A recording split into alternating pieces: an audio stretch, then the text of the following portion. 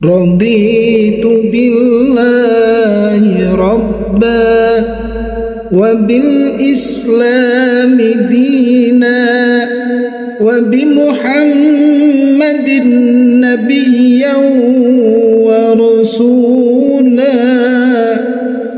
Rabbi zidni ilma warzuqni fahma birahmatika ya arhamar rahimin.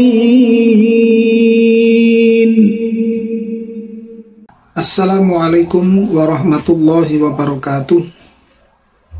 Bismillahirrahmanirrahim. Alhamdulillahirabbil alamin.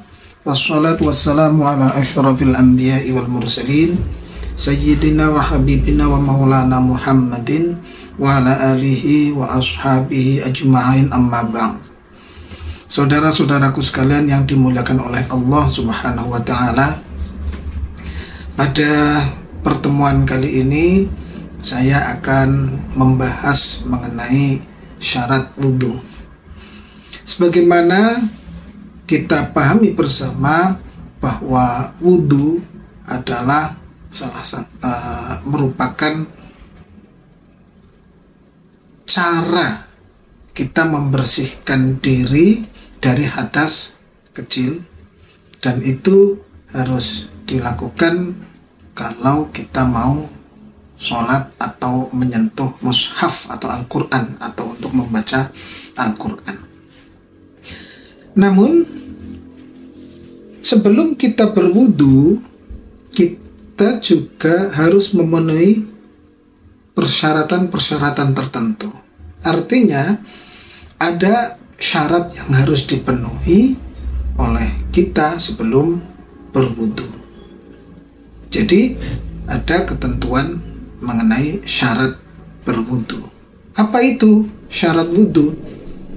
Yaitu kondisi atau sesuatu atau persyaratan yang harus dipenuhi oleh seseorang sebelum dia dapat melaksanakan wudhu dengan sah.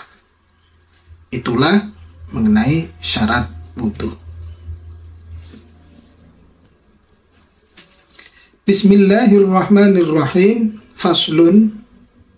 Syurutul wudu'i asyaratun. Pembahasan mengenai syarat wudhu. Bahwa syarat-syarat wudhu itu ada 10. Apa saja? Al-Islamu, yang pertama adalah Islam. Jadi supaya wudhu kita itu sah atau wudhu itu memang bagi umat Islam. Kemudian yang kedua, watamyizu. Tamyiz itu bisa membedakan mana yang baik dan mana yang buruk. Ini juga ada kaitannya dengan kedewasaan dan berhubungan juga dengan konsep akil balik seperti yang sudah saya sampaikan. Yang kedua, tamyiz. Wan naqa'u 'anil haidi wan nifasi. Syarat yang ketiga yaitu bersih dari haid dan nifas. Berarti kalau orang yang terkena haid, orang yang berhaid, maka dia harus membersihkan dulu haidnya. Demikian juga orang yang nifas, maka dia harus mensucikan dulu dari nifas itu, baru dapat melaksanakan wudhu dengan sah.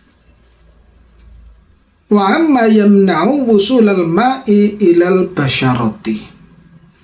Syarat yang keempat adalah badan anggota tubuh ini atau anggota wudhu ini bebas atau bersih dari sesuatu yang bisa menghalangi sampainya air ke kulit.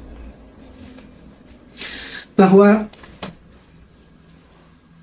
membasuh anggota wudhu itu adalah menggunakan air di mana air itu harus mengenai kulit. Maka apabila ada sesuatu yang menghalangi sampainya air ini kepada kulit, maka ini tidak sah, sehingga sesuatu ini harus kita hilangkan dulu. Contoh misalnya, di sini ternyata ada lilin atau ada apa ya? Misalnya ada lem. Ya biasanya lem yang kuat. Kalau sekarang itu ada lem Korea atau mungkin juga ada lem Kastol. Pokoknya sesuatu yang nempel di sini. Itu berarti menyebabkan terhalangnya air ke dalam air ke tangan atau ke anggota tubuh. Nah, ini harus dibersihkan. Jadi bebas atau bersih dari sesuatu yang bisa menghalangi sampainya air ke kulit. Itu syarat yang keempat. Kemudian wa alla yakuna 'alal 'udwi ma yughayyirul ma'a. Syarat berikutnya yang kelima, yaitu tidak boleh ada satupun anggota wudhu yang bisa merubah air. Nah, inilah tadi kaitannya dengan konsep air sedikit dan air banyak. Nah, ini kalau air misalnya ada tinta di sini, ada tinta atau ada kotoran atau apapun yang dapat menyebabkan berubahnya air yang kita pakai untuk berwudu, maka itu juga harus dibersihkan dulu. Karena kalau tidak dibersihkan, itu dapat mempengaruhi airnya. Itu syarat yang kelima. Tidak boleh ada satupun pada anggota wudhu yang bisa merubah air. Kemudian wal ilmu bi fardiyatihi. Yang keenam adalah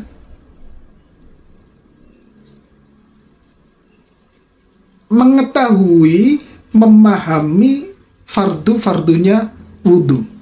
Jadi kewajiban-kewajiban di dalam wudhu itu kita harus mengetahui. Ya, itu syarat yang keenam. Jangan sampai kita tidak tahu kewajiban-kewajiban atau fardunya wudhu. Dan fardunya wudhu sudah saya jelaskan, yaitu ada 6. Kemudian wa alla ya'taqida fardun min furudihi sunnatan.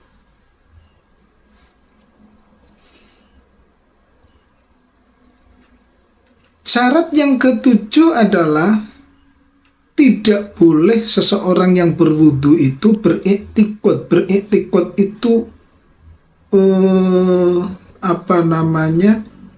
berkeyakinan atau menganggap suatu perbuatan fardu dari fardu-fardunya wudu itu dianggap sebagai sunat. Jadi tidak boleh kita beriktikad atau menganggap sesuatu yang fardu itu sunat. Itu tidak boleh. Misalnya membasuh muka itu fardunya wudu yang wajib dilakukan di dalam wudu. Nah, kita tidak boleh menganggap bahwa membasuh muka ini adalah hukumnya sunat. Atau misalnya menyapu sebagian kepala, itu adalah fardu. Jangan sampai kita menganggap atau meyakini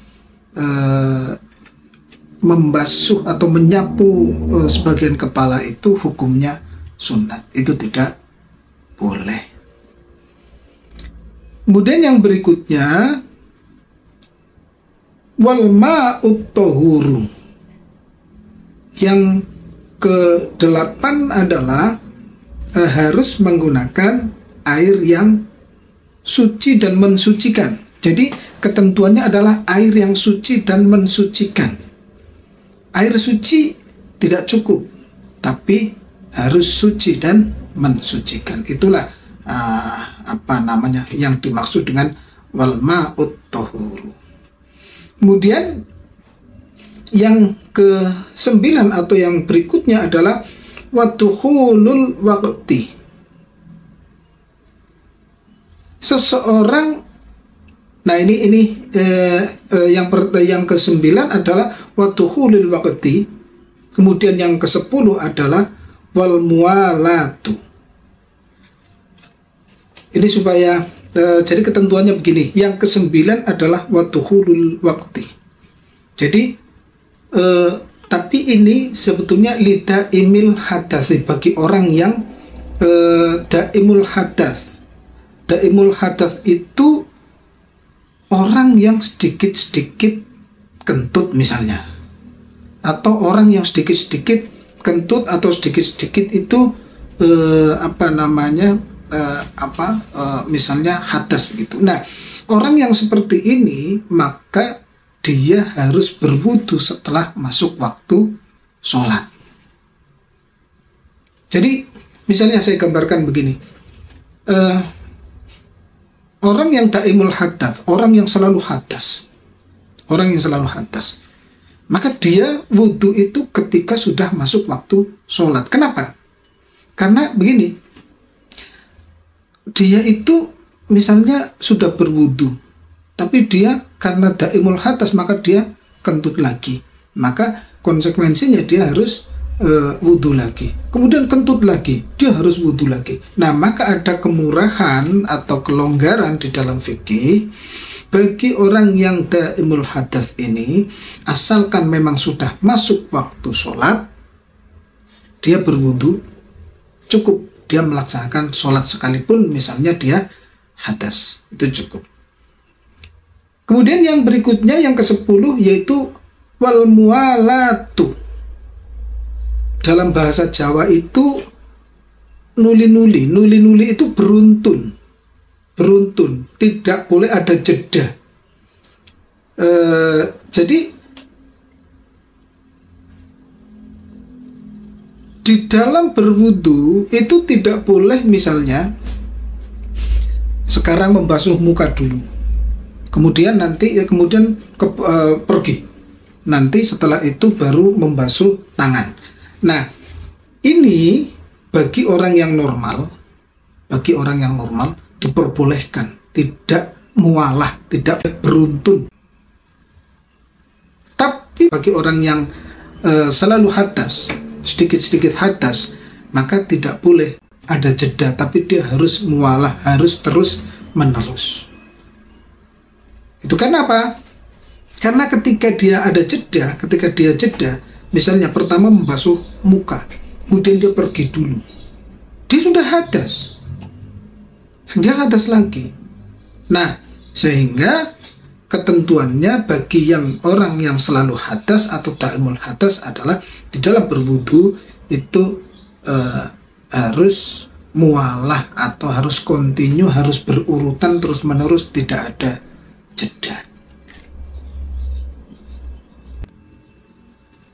Itulah persyaratan wudu yang harus dipenuhi oleh kita di dalam melaksanakan ibadah ritual, yaitu bersuci, bahwa sebelum kita berwudu harus memperhatikan syarat-syaratnya wudu.